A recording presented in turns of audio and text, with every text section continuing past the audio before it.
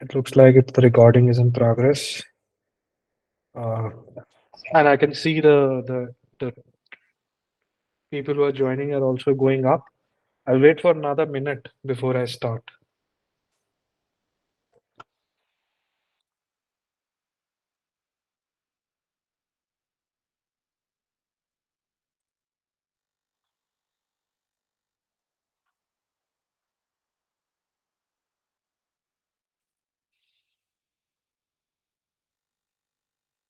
So 10:32 sharp, we start.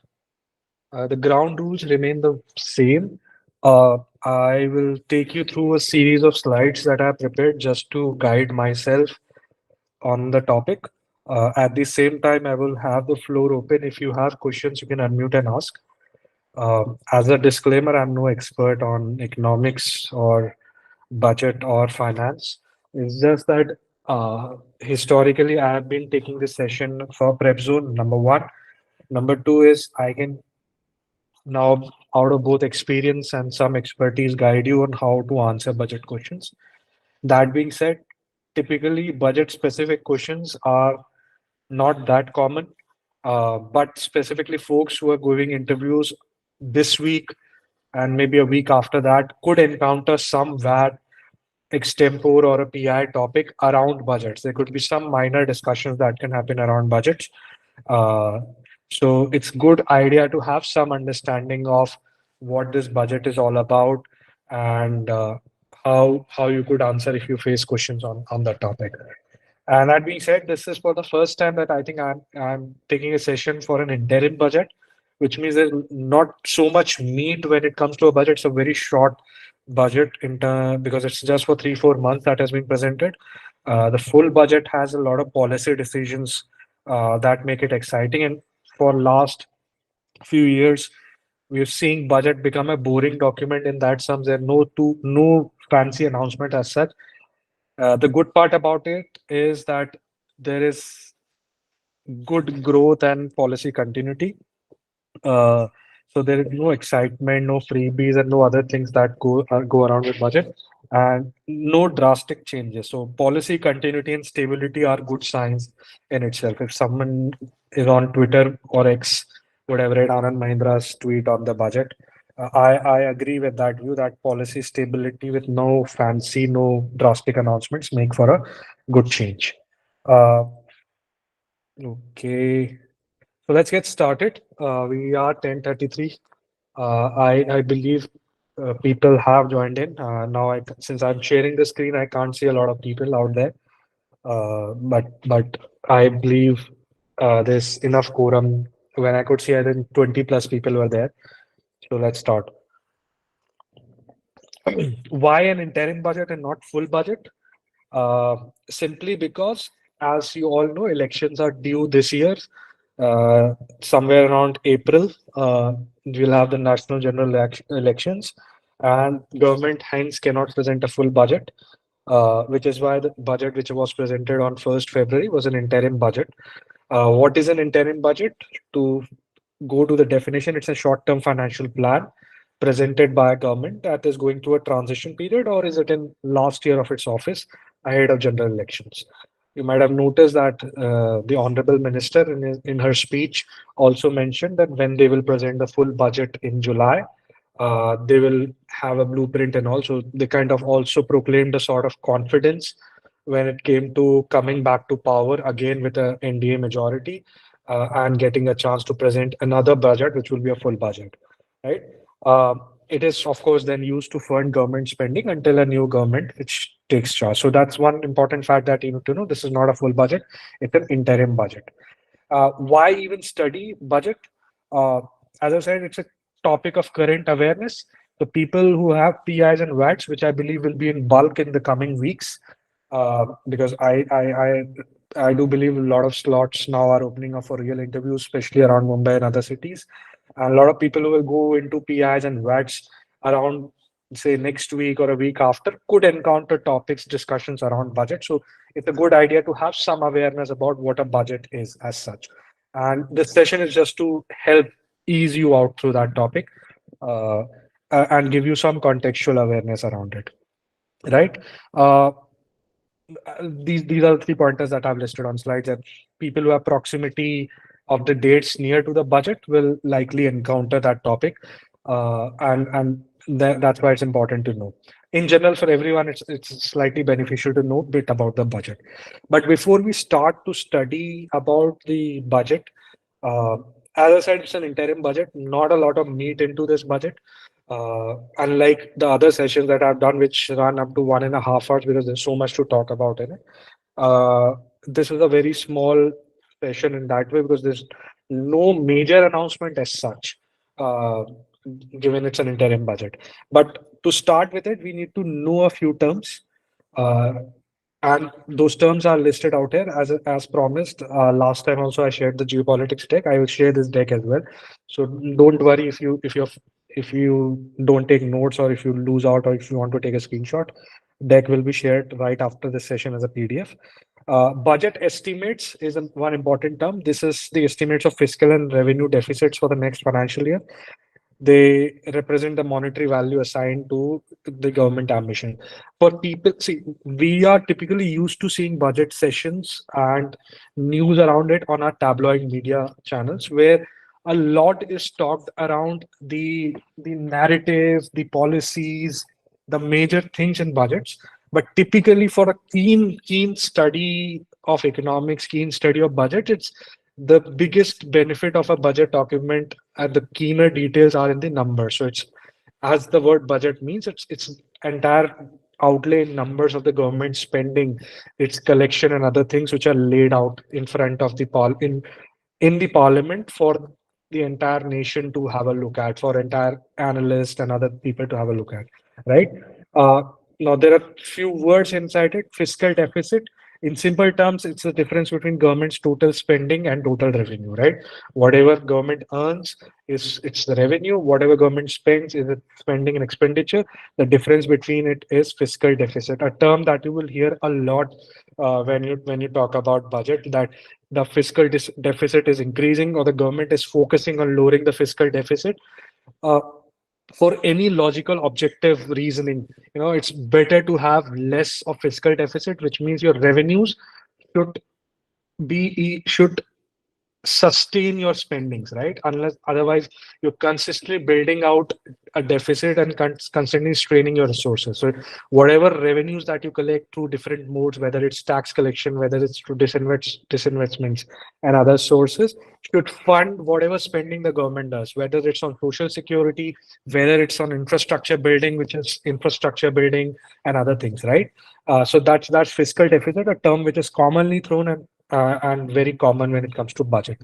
Revenue deficit, it occurs when government's total revenue receipts are insufficient to cover its revenue expenditure, right? Revenue receipts, these are the current income which is received by the government from all sources, and there could be multiple sources. Tax collection is also one of them, right? Capital receipts, these include loans which are raised by the government from the market, government borrowings from the reserve bank, other parties, sale of T-bills, and loans received from foreign governments and others. So government, major source of government spending comes from either the borrowing that the government does or through the revenue that government collects through taxes and other modes of disinvestment and others, right? Capital expenditure. Uh, I saw notification. Someone raised a hand. Whoever it is. Yes, sir. See, yeah, I have a limitation. Google Meet for whatever reason doesn't show me raised hand, so I just see a notification. Okay. So whoever it is, Okay. asks.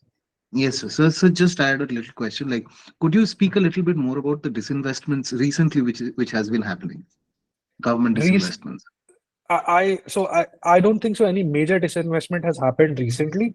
I think this was last year, but let me tackle this question at the end of the session, right? On disinvestments, right? Sure, sir. Disinvestments has been a very big focus for this current government. I think it also stems from the fact which I think was one of the election manifesto promises or poll promises of the prime minister.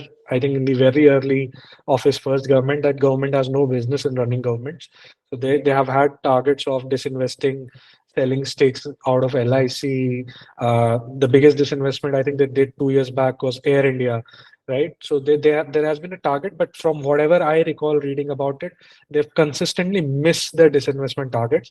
And for this budget also, they're not very bullish on disinvestment per se. But that's a good question. I will come back to it, right?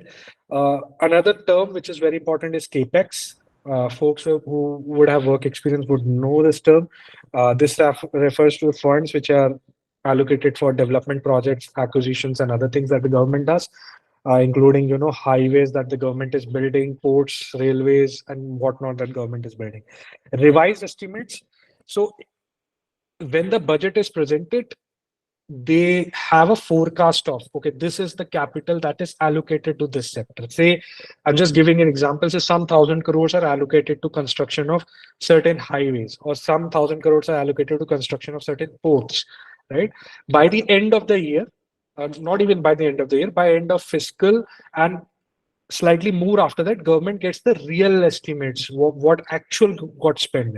It doesn't happen that the government has allocated say 10,000 crores, all 10,000 crores will get utilized, right? Some of it might stay unutilized, and the government will have a revised estimate actually what got utilized. So there's an actual estimate that they have, and which is why this term is important, revised estimates, which is a mid-year estimates which based on the actual spending trends. This is very important. If you hear economists talking about, they will talk a lot about revised estimates, that in the 6 months of the budget fiscal division, what has been the actual utilization of the capital outlay that has been done. So these are some crucial terms which are important for folks, and I believe there's certainly good number of folks that come from economics background and business and management background, especially economics background. You might be expected to know all these things: finance, economic background, meaning of these terms, also meaning of terms like real GDP, nominal GDPs, and other terms which get routinely talked about when people talk about budget and other things, right?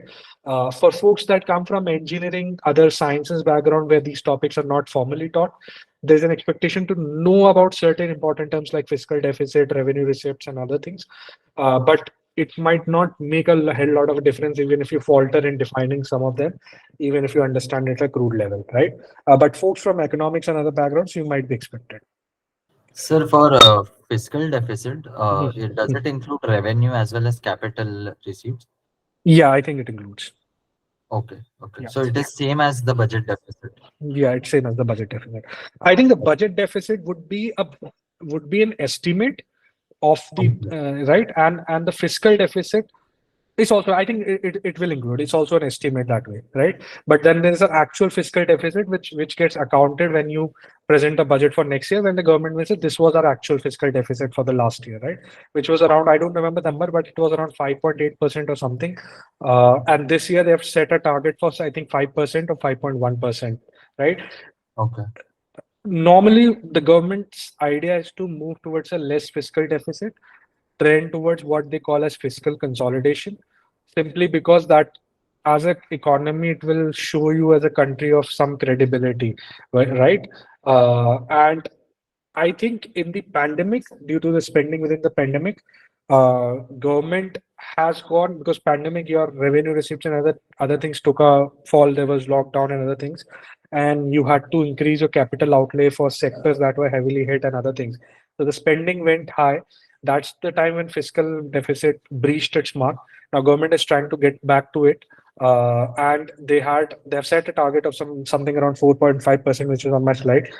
I try to be as accurate with the numbers here, but still, there's sometimes, the numbers could go wrong, which is, I would expect people to cross verify them. Don't completely realize it. Your interview answer should not be this, that I was part of a coaching, which is Prepzone, and someone within Prepzone, or even if you mentioned my name, took that session and he told me this number. That's not expected. As I said, I make efforts to make sure it's accurate, but sometimes they could be inaccurate as well. But just ensure that you cross verify. I see a notification. Someone has raised an hand again. Whoever it is, Uh, you can ask. wanted to ask a question. Like, Yeah. I'm a management graduate, but Mhm. I don't have any knowledge about like the terms used in budget. Mhm. So, is there any good, source or video where we could learn those terminologies, like for the upcoming interviews?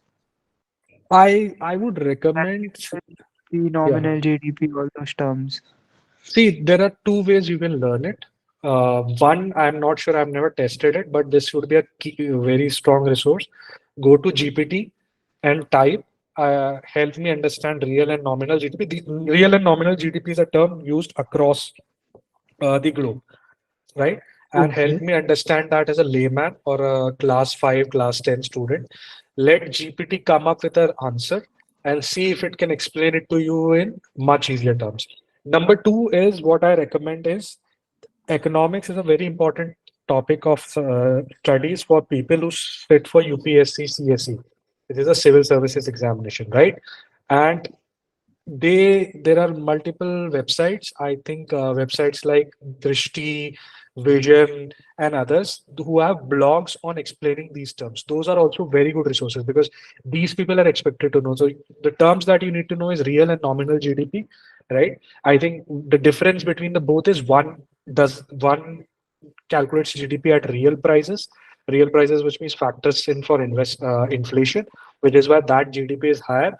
And there is one which is, I think, at the past prices, where the inflation is not factored in, so that number would be lower. But as I said, people who come from management, business, finance, and economics background will be expected to know terms like money, terms like inflation, both CPI and WPI inflations, terms like real and nominal GDPs, terms like purchasing power parity, PPP, and even terms like fiscal deficit, revenue deficits.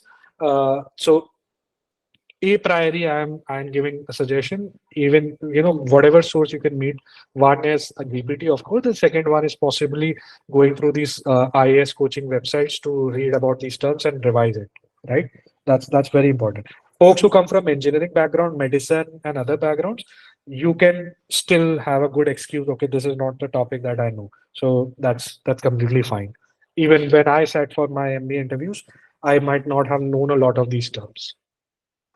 So, if you allow, I just want to suggest one source. Yes.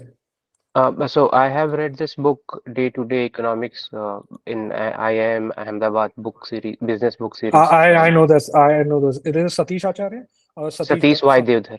Satish Satish Devdhar. Vaidya. I have this book. This is a very good book. I Very recommend it. good. Yes. I thank you for bringing it out. It's Satish Vaidya is a professor at IIM Ahmedabad. I have this book. This is a black colored book. At least when I bought it, was a black colored book. Uh, uh, so one should definitely read it. Right? It is day to day economics. It's a very thin book. Uh, Yes. don't even buy it. I think there might be some PDF version, and there will be good pages which can explain you these concepts. Right? So go for that book, and whoever suggested it, thank you for that. It's a book that I have in my kitty as well. Right. Okay, Any Siddharth.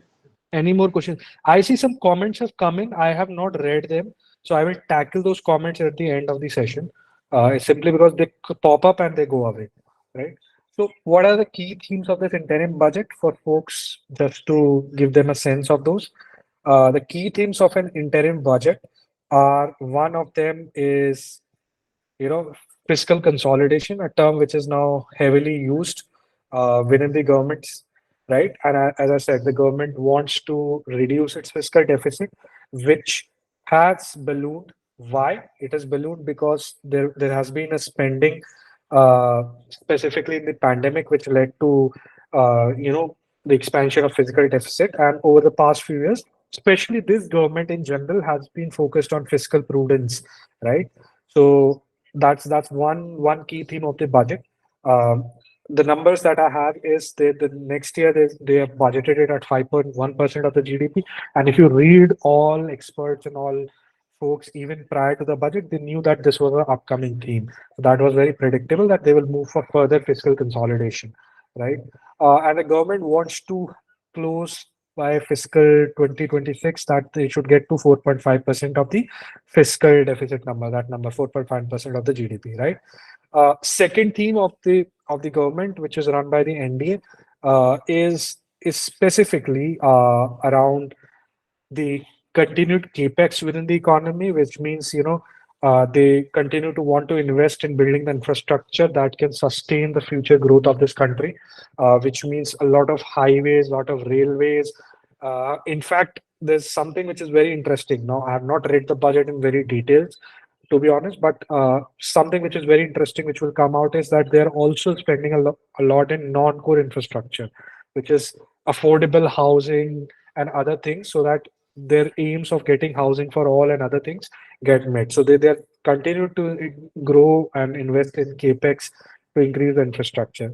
Now, what comes also as a reading from this budget is that their capex spending on a percentage basis is lower than what it was in the past fiscal, which means, say government was investing 100 crores.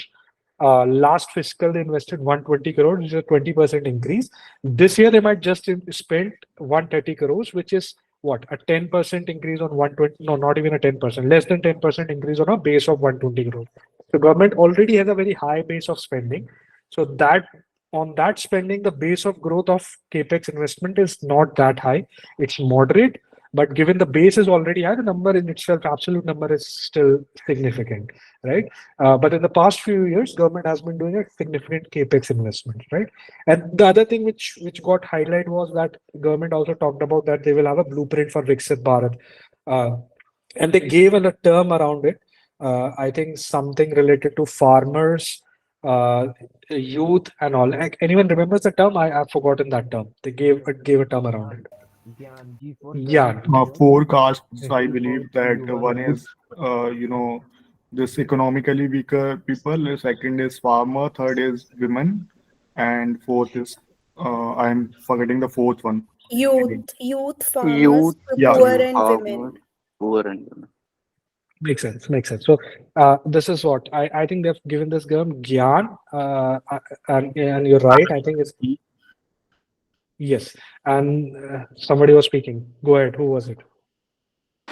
Yes, so sir, I come from an economics background and I find this fiscal deficit consolidation and continued capex a little contradicting. Like, can there be a question that on one hand, government talks about increasing the capex and then consolidating the, reducing the fiscal deficit? So how can we tackle such a question? I can explain that. See, I think that answer lies to it that there is fiscal consolidation. And when you mean by fiscal consolidation is one, that the government already say has a base of 100 crores. So government is not going to say, government in the past went from 100 crores to 150 crores, a 50% increase in capex, right? At the same time, their tax receipts would also increase every year. That there will be a tax base increase, tax receipts increase, both direct, indirect taxes, and they collected something from disinvestments and other things, right?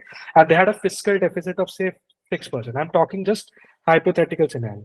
Now for the next year, government, when it says continued focus on capex, it would not mean that 150 crores.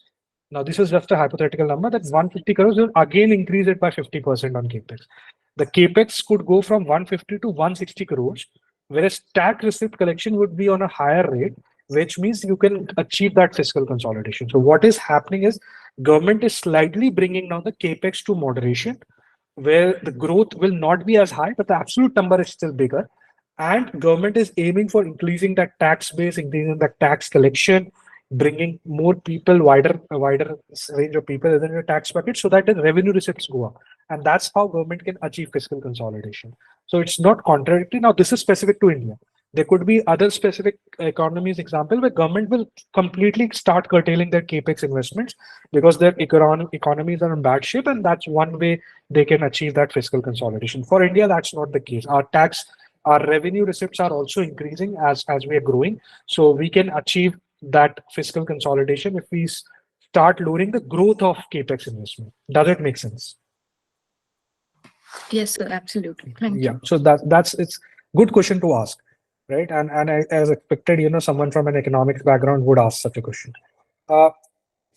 And the final thing, the blueprint which people talked about, Gyan, I still forgot what is the full form around it, which is Gramin, Yuva, and I think two other words, AN, that is there. So just for the, Annadata farmer, A and for Nari woman. Nari. So it's Gramin, rural, it's Yuva, which is youth, and farmers and women. This is the focus that the government will have when it wants to develop, a vision for a developed India, right?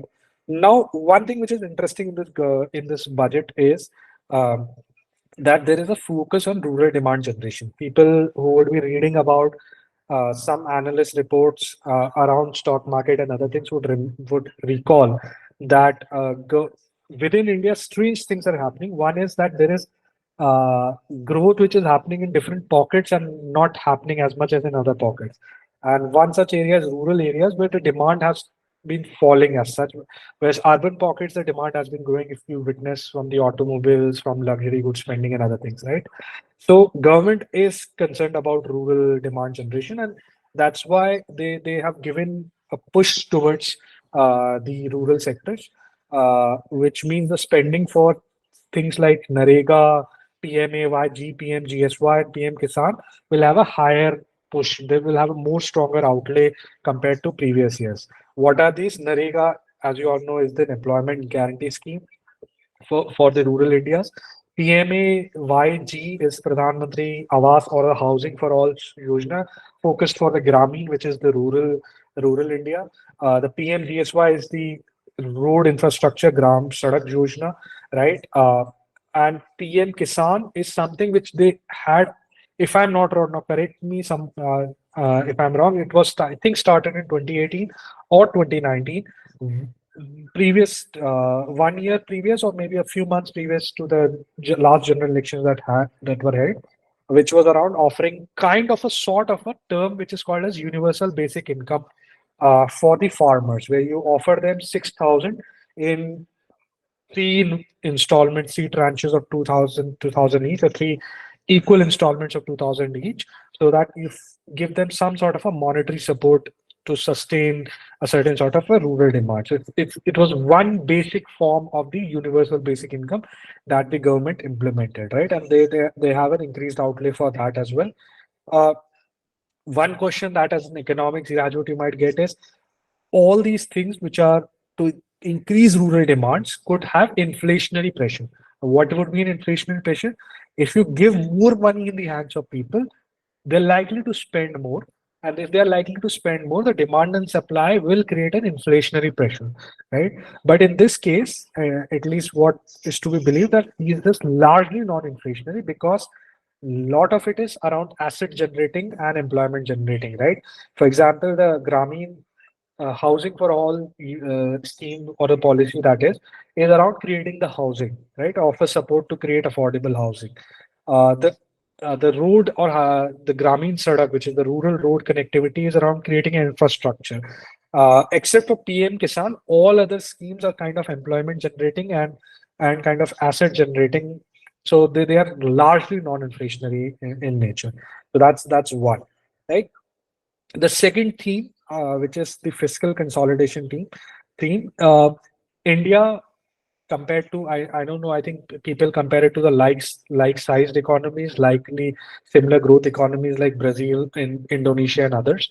India has a higher debt to GDP ratio, and when you are integrating too strongly with the global market, these all things get heavily scrutinized for your bond ratings and other ratings which are done. So India has to lower that debt to GDP ratio, and which is why there's a consistent efforts towards fiscal consolidation. And how do you achieve that fiscal consolidation is by more tax compliance, or what we call as a widening tax base, which means you bring larger set of people to into your taxation system, uh, which will lead to higher direct tax collection as well as indirect tax collection, which also will happen to increased spending. What are direct indirect taxes? I think largely all of you might know it, but direct taxes are taxes like your income tax and other taxes. Indirect taxes are your taxes which are like the GST and others. There's also a term which is associated with it. The direct tax or income tax, personal income tax, is a progressive taxation, which means as your income increases, your tax slabs or tax rates increase, which means the more you earn, the larger tax you pay. Whereas indirect taxes are regressive in nature, which means no matter if you're rich, poor, well off, not well off, you will pay equal amount of tax on the goods that you purchase or the services that you purchase. So they're kind of regressive in nature. These are few terms which, if you're familiar, it's good to have that familiarity. The other thing is disinvestments by selling stakes in the PSUs that the government wants to do. And there's one more way to achieve fiscal consolidation is moving to less operational expenditures by reducing or not increasing the expenditure on things like pensions and salaries.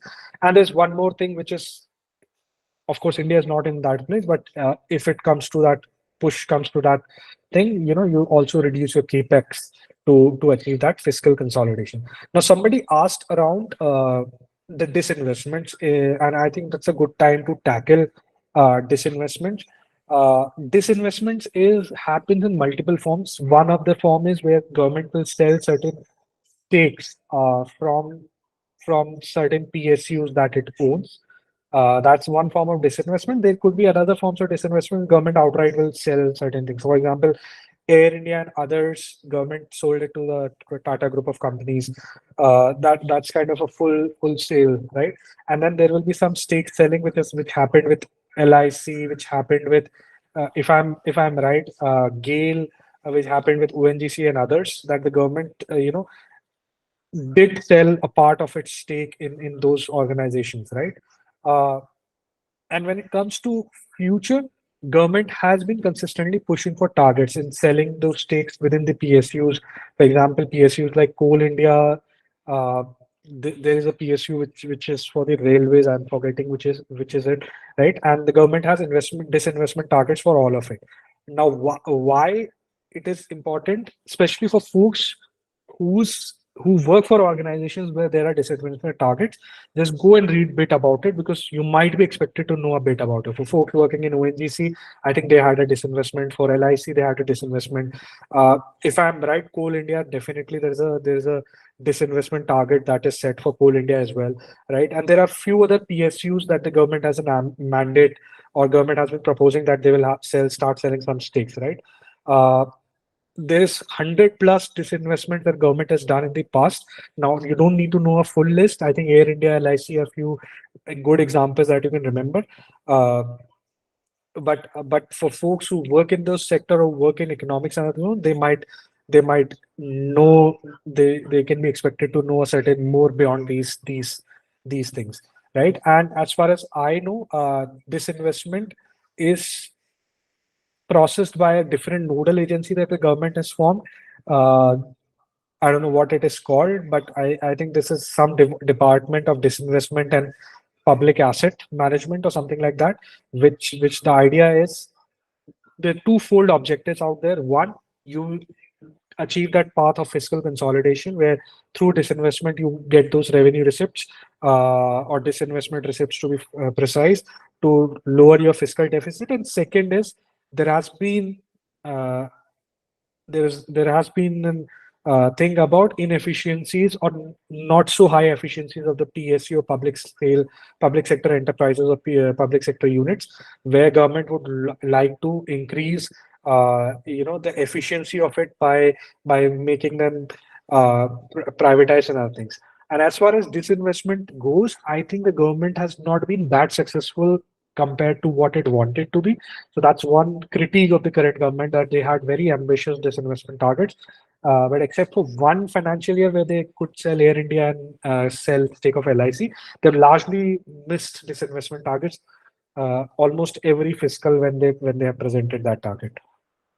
Right. Uh, Focus on infrastructure is one key theme around for this government, which continues to be the case. They are spending on core infrastructure, which is roads, railways, ports. I think all of you would be aware that almost every other day or every other week or month you hear about certain new highways that are being inaugurated, getting launched. The government has very strong focus on connectivity. Why is it important? It brings down your logistic cost. It creates the bed, a veritable bed for your future economic growth. So you need to have that infrastructure in place. Another thing which is getting interestingly focused is government is also focusing on the non-core infrastructure within different sectors, where, for example, housing and all. I don't remember, but I think a week ago, only Prime Minister inaugurated a housing society, housing flats or some apartments that was in Maharashtra for people. So there's been a consistent focus, a theme around housing for all that the government is spending. So some non-core infrastructure is also getting a push by the government. Uh, Sector-wise impact is also important for you to understand within the budget. These are some of the highlights that I've put in general, but for folks that come in from different sector, for example, folks that come in from uh, say the financial services, people, there will be people with work experience in the telecom sector. There will be people with work experience in the healthcare sector. There will be people with work experience in say real estate, or whatever sector you come from. It is advisable that you Google a bit around understanding. Interim budget doesn't have a lot of announcement, but you still, if you want, just go around and search if there are any sector specific policies that will impact your your sector, which is, again, I am not saying it's a common thing or it will get asked, but it's good to be aware around it if you get asked. For example, folks who come from financial services background, especially if you're doing an interview, say somewhere in the next 2 weeks, uh, there could be an impromptu curious question around Paytm Payments Bank and the recent RBI mandate. And you need to know what happened in that. Not exactly, but you need to understand that there were fair warnings that were given to Paytm in the past. They were banned from onboarding new customers for quite some time now, and now they have been asked to still almost cease operations. I think the license is still not withdrawn, but they're asked to kind of cease operations. And what made this to happen, right? Why did RBI do it and all these things? So this is a very recent happening which could get very prominently asked to people who come from, say, experience within the banking sector or experience within the fintech sector, in firms which are like PayU, Paytm itself, and others, right? So that way, even with budget, the sector-wise knowledge is important to have. Now, within this budget, some of the highlights that I could figure out, I could read were: one is the higher allocation for the fisheries. Government has been focusing on the blue revolution. Um, I have some facts. Largely, I've tried to be accurate with him, but still good to double check it if you want. That India is one of the world's third largest fish producer, and government wants to pump up infrastructure within sector. There's significant amount of economy and people whose livelihood depend on this sector, and they want to focus on the infrastructure, post-harvest infrastructure, supply chain, and other things, so that they can increase the productivity of the fishing sector in general. There is increased allocation to the railways. Uh, Post-pandemic, railways demand for railways is going up both for freight as well as the passenger traffic. And the government wants to upgrade the existing railways, existing railway bogies to Vande Bharat and increase its capacity to sustain the increased passenger traffic that the government is getting, right?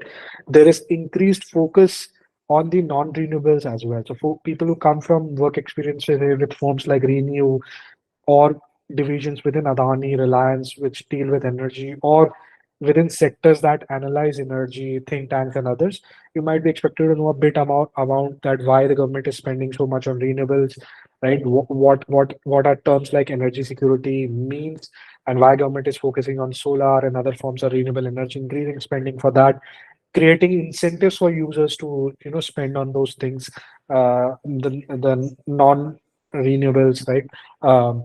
The renewable, sorry. Uh, there's a typo in here, right? Uh, Such as solar, wind, hydro, and other forms of energy, right? There's increased focus on housing of the government. As far as I remember, this was an old promise by the government within NDA one, where that they wanted an affordable housing for all, and they had set a target for somewhere around 2022. They definitely have missed that target because of pandemic, because of other reasons. But they're consistently focusing on it and creating ambitious targets again to create housing for all, right? There is focus on manufacturing through PLIs, this term called PLIs, production linked incentives, for firms to set up manufacturing plants and make India as a manufacturing hub for the world, which also kind of fits to two or three themes in the past. One was that of Atmanirbhar Bharat, when people within India and the world realize that you need to be self-reliant on a certain number of things, as well as globally with COVID and subsequently China's stand on Taiwan, the Russia-Ukraine war, and others. People globally, countries globally are thinking of a China plus one strategy, where they're not completely reliant on China, and they want a plus one, and India could be that plus one. There are other avenues as well as Vietnam, Indonesia, and others, but India is also one of the targets for that +1. So India wants to capitalize on that and create itself as a manufacturing thing. Another one which was a highlight within this budget was the focus on the tourism sector. Uh, a theme which is clearly visible that as urban pockets, as middle income people increase within India, people will spend on leisure activities like tourism, and government wants to capitalize that tourism within India also. There's a large number of people that want to travel abroad, and in fact, the numbers of travelers abroad from India were increasing, which is why last year, if I'm right, government brought in something called as LCS or LRS. Now I'm bad with acronyms, but this was a taxation kind of a thing that government brought in to curtail the people or slightly incentivize the spending that people were doing on abroad destinations. Where I think whatever you spend above 7 lakhs outside India as a tourism spend and other things, you will have to pay some part, 5% or I don't know, 15% of it as to the government. So because Indians were consistently in higher numbers traveling abroad. Government has a focus that domestic tourism should also get a boost as more Indians travel, as more Indians, move and get a mobility to the middle class. And they have set a, they've set an, there cannot be a very concrete objective target out there, but they mentioned that every state could develop one iconic tourist sector with infrastructure and other things so that there's a boost in the domestic tourism and it gives a fillip to the economy. So these are largely the things that got covered in the interim budget, which was for a very short duration.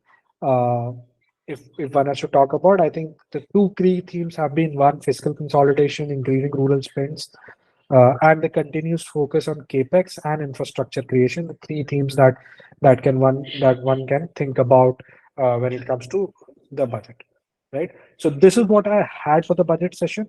Now, what I will do is I will also look at the chat messages and the questions that you guys have, and you can raise hand and start asking questions. If someone has raised hands, can unmute. By the time, let me just quickly look at the chat messages also. Yeah, so actually, I wanted to ask about the budget allocation for the defense sector. I think it is the largest chunk of budget given in the defense this time. Yeah. So can you please give your views on that? I didn't see that as a very large chunk, but within defense, the themes that I know is that government or so the themes thematically, I can tell you the government and the defense sector has two objectives. One, increase the capex, which is increase the capabilities by purchasing advanced machinery, set up manufacturing facilities within India to manufacture that kind of war machinery and other things. And the second thing is that government has been seeing a balloon spend or a expenditure, OPEX, if you can call it, on the pensions and other salaries of our defense forces, right? These are the two key things that government is trying to balance with. How do you keep paying those revenue things like salaries and pensions, as well as also focus on creating enhanced capex capabilities, which is why if there has been a drastic, I don't think there has been a drastic increase, but if that allocation has increased, it's on that front. Why it does that? Because we face hostile neighbors both on the east and the west, in fact, east, north, and west. And we will continuously need to invest in our capabilities in terms of our war machinery, in terms of technology and other things to ensure that we stay capable enough to defend our borders in case of an attack or in case of a hostile situation that could happen. So that's one thing. Okay, thank you. So it can be self-reliant factor as well, that we also want to become self-reliant in the defense sectors so that we can minimize the purchasing of the weapons from other countries. So I use that term with slightly caution. You can use that. See, government has been blindly using Atmanirbhar Bharat, which is basically self-reliance. All I can say is in today's world, completely being self-reliant is not possible. But as much as defense is one crucial sector where the larger self-reliance you can achieve, the better it is for you, because dependencies on other countries' manufacturing capabilities is going to hurt you if you go in for a situation of a hostile conflict with any of your neighbors, specifically the neighbor in the north and east. So that's a focus. Definitely, that's a focus that you can talk about. Okay, thank you. Yeah. Go ahead if I have another question. Till the time before you ask, let me just quickly go through the chats also. 4.5, 4.5, 4.5, 5.9. Yes, it was revised to 5. Yes, thanks. Yes, youth. Yeah, Gyan. Yes, so Devansh Jani had written. So, yes, this investment is managed by this agency called DIPAM, DIPAM, Department of Investment and Public Asset Management. I said it Department of Disinvestment. So I didn't remember the exact name. This is the right name. Shortcomings of this interim budget and what was good in this budget. The shortcomings, as such, it's very hard to point out uh, because it's an interim budget. But le- let me think on this. That's a very good question to ask. Let me think on what are the shortcomings in the interim budget. Till then, someone who had raised hands can go ahead and ask. So my question was also on the same lines, like if asked about the opinions on the interim budget, should we tell all these good points only, or like we can say the next day newspaper was flooded with headlines such as many states are unhappy with the budget, especially Punjab and South states. They're demanding a separate nation, and also there's not much for middle class people. So what should See, uh, you can harp on the issue of middle class. Definitely you can harp. But see, I will have a very different take on it. Now, before I give my take, or let me give my take and then think whether it's a good take or not. My sense is this government in last 10 years uh, would see when we talk about middle class or no focus on middle class, what people typically mean is that there is no tax deductions or the revised tax slabs that has given so that the middle class gets benefits in terms of higher disposable or discretionary income to spend on. My sense is this is not going to happen anytime with this government, even when it comes to the third term. Now, this might be an unpopular opinion, but I think what indication government has given, tax cuts are not on the line, and this won't happen. In fact, what possibly could happen is if they get re-elected, which is very likelihood as a probability, going forward, there will be higher taxes on people who earn more, which means the slabs could get revised for the upper end. There could be more surcharges, more stresses. Uh, there might be some leeway around the initial slabs, but the upper slabs are definitely going to increase because this government functions on a certain sort of a socialist model where you have to create a wealth redistribution mechanism. You have to consistently fund the infrastructure creation for the nation, and you cannot have an unequal economic growth, which means certain people are making a lot of money and there's another sector which is not able to um, do well around it. So there's no chance that there is going to be a tax cut. In fact, what can happen is people who are earning enough, which you guys will be in a year or two as you all convert MBA colleges, uh, getting into those buckets where there will be surcharging and other things. It's going to increase. So that you can say that that's a shortcoming, but I think as follow through happens, it will be a tough thing to defend. And you said about the second thing also, which what was that? Whoever had raised hand. So I was saying about states being unhappy, like Punjab and especially the southern states. Okay, why do you think they are unhappy? Can I slightly probe you on that?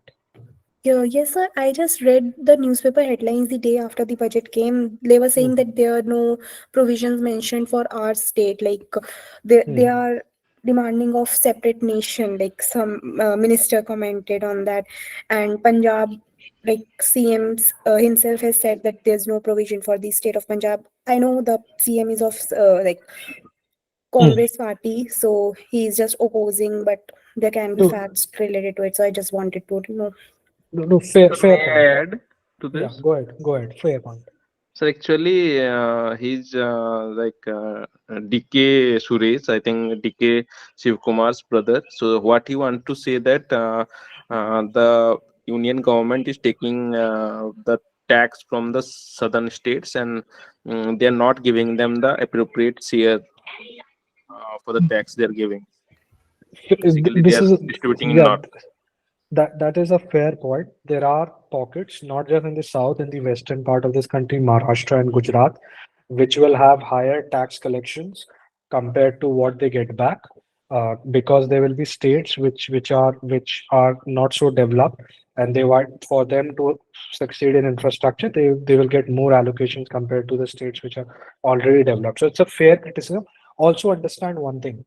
Uh, Whenever the budget comes in, people who are in the opposition would talk would have to critique the budget, and they will have to talk something around it. So they will talk that uh, that there's not focus on employment generation. One of the so if you have to talk about shortcomings from an objective sense, maybe people can talk about that there's no focus on employment generation, how it will happen given unemployment is sort of a plaguing problem that India has been seeing.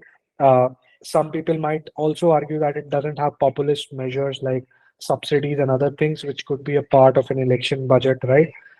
Some people could say a shortcoming, possibly there are no big announcement, big policy announcement that could happen. But again, this was an interim budget, government cannot do it. Uh, so there will be such critiques. As far as the critique of the various state governments that has come in from this chat that I understand, I think those are largely because they have to critique the budget. And secondly, when you move to state governments in all, uh, I think that makes the topic slightly more complex. So if I had to advise, I would stay unless and until you're aware of that state in a bit more sense. Don't venture into that because from the reading, I've never got into those numbers of state spending and all. But from the reading that I have, it state deficits in India are much more severe than what the central government. So central government running of the government and their managing of fiscal deficit is still more prudent as compared to the states, which through populist measures like blanket subsidies and others have have not run so much on fiscal prudence. So those states are in a slightly more bad position when it compares. But in terms of shortcomings, to answer, if I had to focus on, I would say maybe employment generation was not there. There was no mega announcement as such. Uh, in terms of policy, that is maybe something which you can talk around if you say. And the third thing which you can talk around is, but that's the good part that India is seeing a very different form of economic growth where certain urban pockets are experiencing economic growth, whereas demand for tier 3, tier 4 cities and rural pockets is not increasing as much. And maybe government needs to do something around it, and government has kind of shown some focus on that. And sir, regarding that tax allocation, so I read that Maharashtra receives, I think, just 7 to 8% of what it contributes. So, I mean, if they ask our opinion, or is it fair or not, can we sort of say that since it is like a country has economic hubs, I had read an explanation, but then since we are a country, it should be co-developed, as in the states which are not that much economically generative of income, even they deserve like whatever share the economic hubs are generating. That's a fair point. In fact, you need to give that point. We are a collection of states, and for India to prosper, states which will need support will get support, and there will be states which are already developed, which give higher tax contributions, will have to part away some of their shares. Uh, what might go wrong with this in the future is, and as a caveat, you should say that states that are getting those higher shares of spending on behalf of the states that are contributing more to the taxes is that allocation is towards infrastructure creation, towards asset creation, and to ensure that in future those states become capable enough of generating that kind of revenues themselves, right? If you are just spending that money on, say, increased infrastructure, increased operational expenses like salaries and pensions, then it's a bad spending to do. So if you're creating more highways, if you're creating more corridors, trade corridors, more SEZs and other things, which will make those states self-sufficient after a point in time, right? That is something that will pay well in the long run. Otherwise, you're not utilizing that money which you're getting from those southern and western states in the proper Correct. sense. So it should not be used for freebies or securing like votes and everything. Freebies is a tough term. Use it slightly carefully, Okay. because freebies, see, from a vantage of privilege that we come from, maybe we might call it freebies from just to grill you on a stress perspective. They might start digging deep why you call it freebies, because it's some sort of a socialist welfare policies are necessary for a country like India with such wide economic disparity, right? So I would say some sort of subsidies and support for the underprivileged, economically underprivileged is required, and one needs to get it. Right. Sir, One just more, point to this. yeah. So Go when like GST was introduced, the whole contention of states like Karnataka, Tamil Nadu, Gujarat was that we will not get our GST share and it will be divided. That's when the government promised that okay, you'll get a GST share.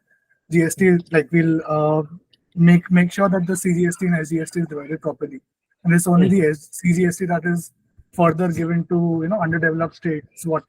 And there are further also like other benefit programs for what they used to call Bimaru states, right? Yeah, that So was the here, term used, yes. yeah. So here again, not again further dividing up the GST part itself is kind of going back on its promise, right? So I'm certainly not aware of this promise that the government did. So maybe, but I do remember reading about it that they had a finance commission sit and talk about devolution of taxes. That the southern states have been claiming that they're not receiving their fair share of their taxes. But I think for government to have an equitable growth, that's the only logical objective point that I can say about that. In terms of fiscal federalism or in terms of the federal nature of the country, uh, and to support equitable economic growth across the states, government will have to take higher tax share from these developed states and redistribute it to the states which need it, and ensure that that spending is going in the right direction. Now, if that spending is going in the form of, say, subsidies, which are not creating infrastructure for future growth, then it's a problem. So it should be a uh, right balance of subsidies as well as right balance of infrastructure creation, which will make those states as more self-sufficient in the future to balance their economy. Right? That should be the right way to rephrase it. But that I remember, I think there was this satisfaction, especially among states like Tamil Nadu, Karnataka, and Maharashtra, which are definitely the uh, Yeah. highest tax-paying states.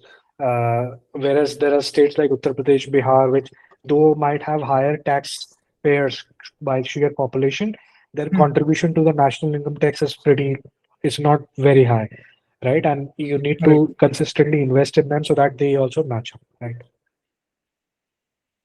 Good. Any quick questions again from the people? Sir, There was I some. have a Yeah, go ahead. sir, regarding the tax benefit part that you mentioned, like the government is more prudent on charging taxes from people. I had a doubt regarding this point. Sir, most of the like right now we see in the service sector, like we have already like the minimum salary is increasing, right? So the tax slab has also been increased to 7 lakhs.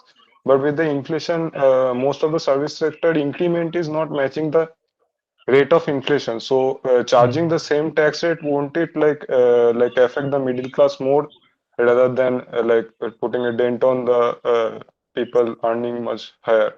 So at the end, like the benefit, like the middle class people or the most of the population of India would be affected much more like severely rather than charging a higher tax from say top 10% or the like more earning population, it's just the rich population. So I completely didn't get what you try to say, but I think from what I can understand, you said that increasing taxes for the middle class is a bad idea compared you can increase taxes on the rich, right? Or the upper middle class or high earning people. Is that correct? Yes, sir. Yeah. So that is going to happen. That's what I'm saying. Thematically, this is the direction that the government is approaching.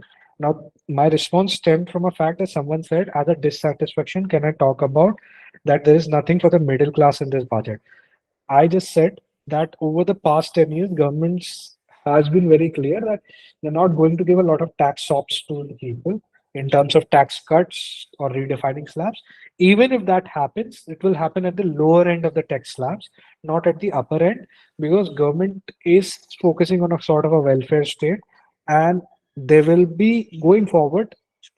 Right now, the good part is they've kept it stagnant. They've not increased the tax rate. But there's a high possibility that going forward in further budgets that the government might present across the board, and this is I'm telling you, even if the current government gets out of power and say a different alliance comes to power, the focus or the directions in which things are moving in India, there will be a higher taxes on income, say 50 lakhs or more, or with more surcharges or other things, so that you can fund the other sector of the economy or other sector of this country which is not experiencing that kind of an economic growth. So that's going to be a thing. So I don't think so anyone would expect that this government is going to, or any other government is going to give you tax stops going forward. And for an equitable growth within India, that's a necessary step. So unless and until you take a different position on it, it will be a hard position to defend. That's what I can say. You can take that position, but it will be a hard position. People will poke holes in that position very strongly, where you say that taxes should not be increased within India, direct taxes. Got it, sir.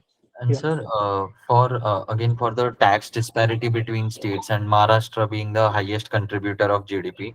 Yes. So in addition to the reason of the economic hub, can it also be because of the service sector which dominates Maharashtra, so that there is more transparency in the tax collection structure?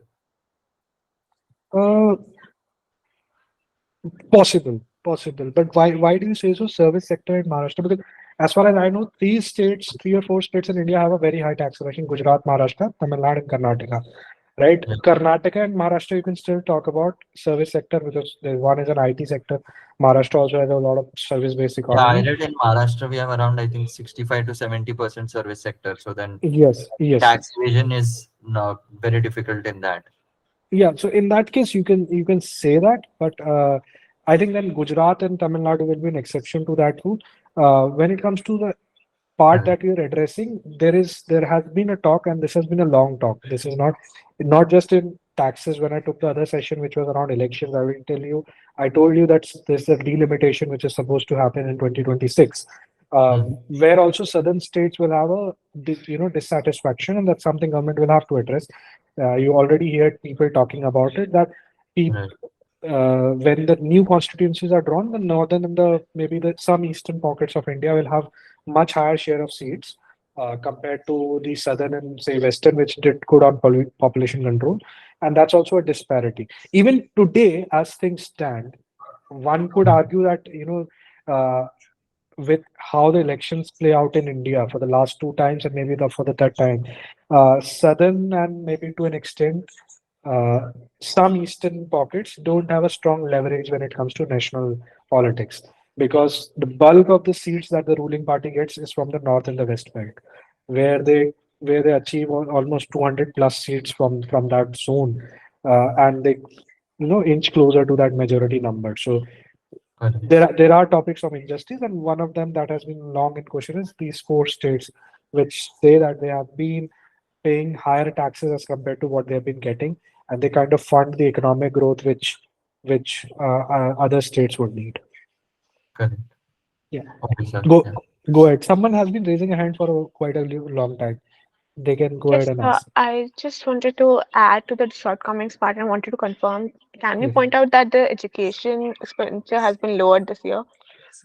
That's a good spending. Double verify it. Has it decreased in percentage terms? I'm not sure it has decreased. It has. I think it has decreased in percentage terms. If it has decreased, then that's a good point.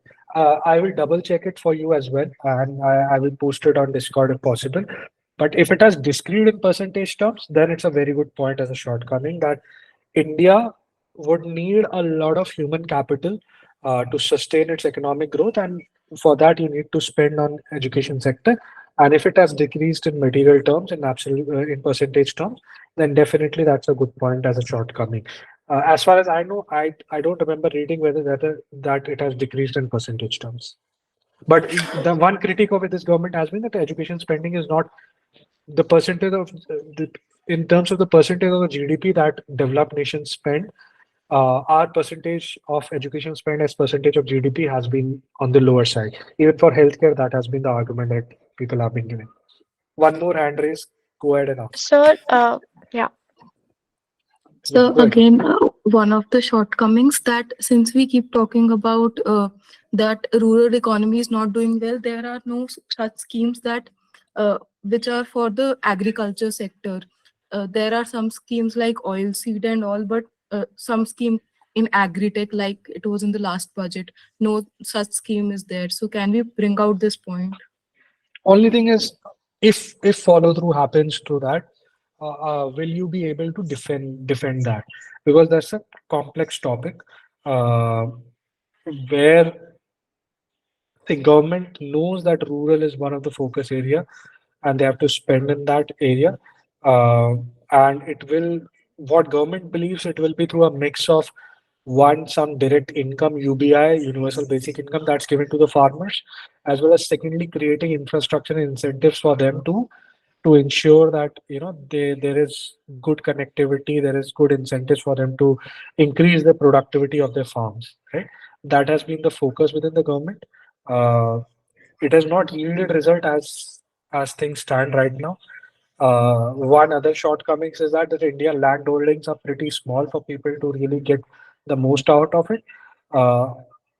If you say that as a shortcoming, uh, as a follow-up, expect questions in some detail around what you're trying to say in terms of agri-tech and other spending, because land holdings within India are so small that technology interventions with so much less disposable income for farmers is very hard, right? Uh, and what are the correct crops that they should grow so that they can earn more and other things. The second possible set of follow through that might happen, because that was a big topic when it came in question, is government did think of a policy initiative to address the rural economy through the farm laws. The three laws that were brought in to link the farms to the markets, to give farmers an options to sell, not through just the APMCs, which are the agriculture produce, some middlemen kind of where they currently sell to, directly to other people and other sources. And the government wanted to address that sector through a landmark reform through farm laws that they wanted to do, but that was brought back through a range of protests that happened. In fact, this is something I might cover briefly in my next session that I possibly plan to do, about some certain protest which has happened around CA and RC as well as farm laws, right? So expect a bit follow through on that. So be a little well read on farm laws and all. Okay. So, just another point. Can we talk about tax relief for capital gains tax? Like in long term, it is they are taxed more, and for short term, they're taxed less. So, should we talk about that, or should we refrain from tax points? You can talk about tax points. All I said is, if you say tax point from the point of view of middle class, that government has not been giving anything, I think that will be largely cross questions, because thematically it is very clear now that government is not going to give a lot of tax shops. In fact, the good blessing is government is not changing the slabs to increase it. I don't think anyone has expectation that these slabs will be redefined or decreased going forward, especially for a cohort that I'm addressing. You guys, largely, a lot of you will have MBS, and if things go well for you, you don't get placed in a recession year, which the current batch is going on. You all will fall in slabs where don't expect any tax cuts going forward. So that's the only point that I'm referring from. All right. Yeah, in terms of the larger themes that people talk about, is that the government needs to keep it stable. They shouldn't change it too often, and that gives a confidence to both businesses and individuals, largely because to businesses, because I don't know how much people would know, but there was a very big point of retrospective taxation that occurred in the UPA era, where firms were taxed retrospectively back, and that was a big blow to ease of doing business in India, where people knew that businesses could be retrospectively taxed and their tax outlay would suddenly increase because the government decides to do that. So in terms of keeping those things as constant, without either decreasing or increasing them, that's a enough comfort for businesses and individuals that there is some predictability of stability in terms of taxes that the government has. Good. Some key terms that I think again reiterating that people might need to know from economic management background, know about real nominal GDP, know about both CPI, WPI inflation. In fact, if not, remember those terms. I think remember even certain numbers, because as far as I know, government has a real GDP growth estimation of some 7.1 or 7.3%. They have an inflation targeting for something less than 6%. In fact, RBI has that band of 4% plus minus 2, which is 4 plus 2 is 6%, less than 6%, and getting it closer to the 4% number on terms of inflation. Fiscal deficit, it was 5.8, and they want to bring it down to 5.1 and subsequently to 4.5. These are the three numbers that you can remember and know these terms. That is very important for econ and other graduates. Any other quick questions? I wanted to ask one thing that it is, as you told, that is likely to we may see increase in the tax slab for the upper class. So can there be a counter for that? If we are increasing the taxes for the upper class, then why not we are regulating the tax collection from the business persons who are which the government is actually not getting